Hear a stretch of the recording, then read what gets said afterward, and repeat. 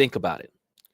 Just like a diversified portfolio, a healthy relationship requires attention to differentiate aspects from emotional connections to conflict resolution. And just as a smart investor would identify areas of their portfolio that need improvement, we can identify areas in the relationship that needs a little TLC.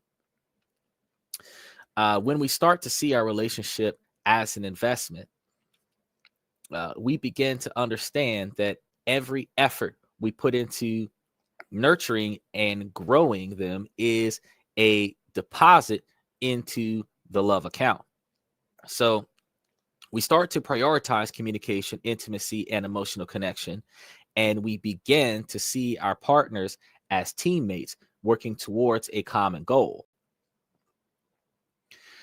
When you start investing in emotional investments, you start looking at understanding love languages, which is recognizing and acting on your partner's love language, not your own, which can significantly improve communication and emotional connection.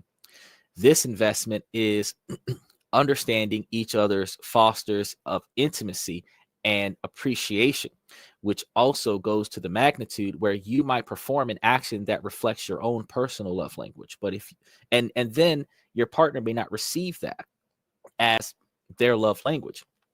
You might feel rejected from the effort that you put into reflecting your own personal love language on somebody else.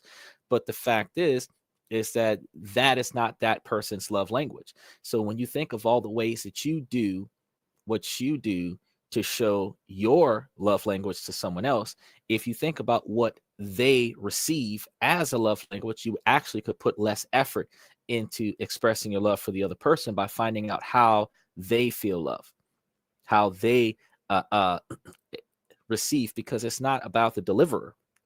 You have to remember, a lot like sending messages back and forward, the message is about the receiver of the message, receiving, accepting, and understanding the message. It's not about the deliverer that is creating and manifesting and sending out the message.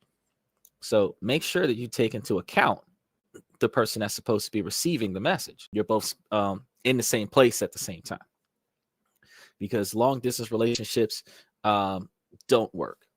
They don't work. They're possible to sustain for the extremely dedicated individuals, but the average person, long relationship is not going to work. The absence only makes a heart grow fonder in short intervals, a few months, maybe.